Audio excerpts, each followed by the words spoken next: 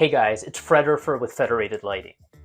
If you're like me, every time you turn around, you're inundated with another damn acronym. Correlated color temperature, above finished floor, light loss factor, Fred Urfer, color rendering index, the sound wool makes before it becomes a sweater, a term of endearment for a baby. Hold it. What were those last two? Look, if you've been working on public projects lately, you've probably been hit with one of these two. While they may sound like barnyard animal sounds or Slavic terms of endearment, they actually dictate where your fixtures have to be made. Let's break this all down before we all lose our minds. First up, the grandparent of domestic sourcing, the Buy American Act of 1933, or BAA. This applies when the federal government is directly buying something for its own use. Think selling fixtures to the Army Corps of Engineers directly through a federal contract. For a luminaire to qualify here, it has to be assembled in the US, and currently 65% of its component costs have to come from US sources. By 2029, that number jumps up to 75%. Now let's look at the newer kid on the block. The Buy America, Build America Act, BABA or BABA, enacted as part of the 2021 Infrastructure Investment and Jobs Act.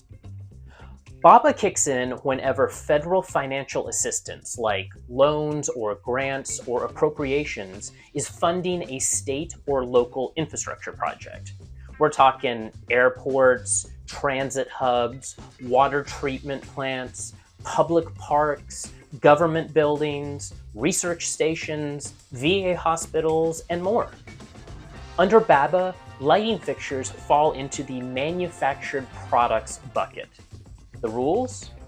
It must be final assembled in the US, and at least 55% of the total component cost must be domestically mined, produced, or manufactured. And while that 55% benchmark currently doesn't have any escalators, new legislation could change that. Just this past February, the Federal Highway Administration announced a proposal to revise BABA to require that 100% of all components used in manufactured products must be produced in the United States. All it takes is an act of Congress to mandate a higher threshold for domestically procured and manufactured products. And that's as patriotic as a bald eagle ordering a Baconator from their F-150 in the Wendy's drive-thru. So that's a lot to remember, but here's a quick cheat sheet. For BAA, the federal government is making a direct purchase and buying light fixtures with a mandated 65% domestic component threshold.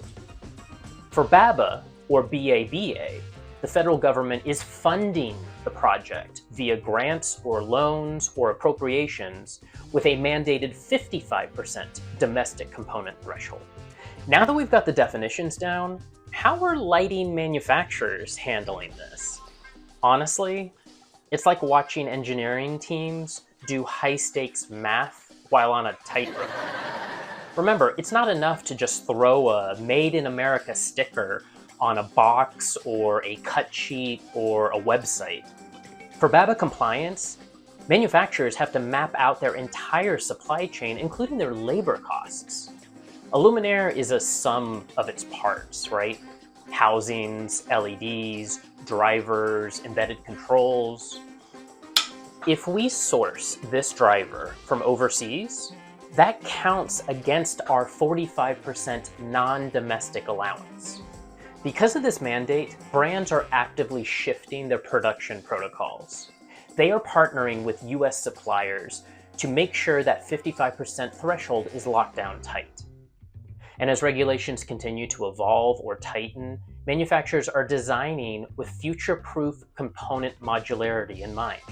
Many manufacturers on our line card are BAA or BABA compliant or working towards compliance. Consult with your Federated specification rep for details. Now let's talk about you. If you're an architect, engineer, lighting designer, how do you keep your BAA or BABA project from being delayed or worse, facing a rip it out and replace it nightmare? Well, here's a 3-step survival guide. Step 1, follow the money early, before design development or CAD or Revit or drawings. Ask the client on day 1, is there any federal grant or loan money involved in this project? If the answer is yes, flag the project immediately as a BABAA project. Step 2, specify suffixes and configurations during design development and specification. Don't just write a standard part number off of a cut sheet. Manufacturers may require specific options, suffixes, modified configurations to meet BAA or BABAA standards. You can work with us at Federated to ensure your exact product code specified matches the compliant build. Step 3, demand project-specific certifications before ordering. A generic letter with a waving American flag saying, "Our company loves America," probably won't satisfy a federal auditor. Depending on your project, you may need a signed product or project-specific certification letter from the manufacturer before the order is released. Look, sourcing domestic products doesn't mean you have to sacrifice design or form factor or performance. It just means we need to coordinate early. If you've got a BABAA or a BAA project hitting your desk in Maryland or DC or Virginia, don't guess. Reach out to us at Federated Lighting, and we can help you navigate the paperwork, check the component math, and get you the exact compliant fixtures you need. Thanks for watching. Keep designing beautiful spaces and keep being beautiful BABAAs.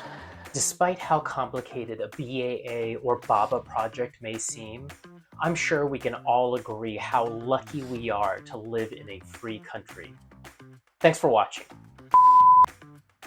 Oh, what's this? Jury duty?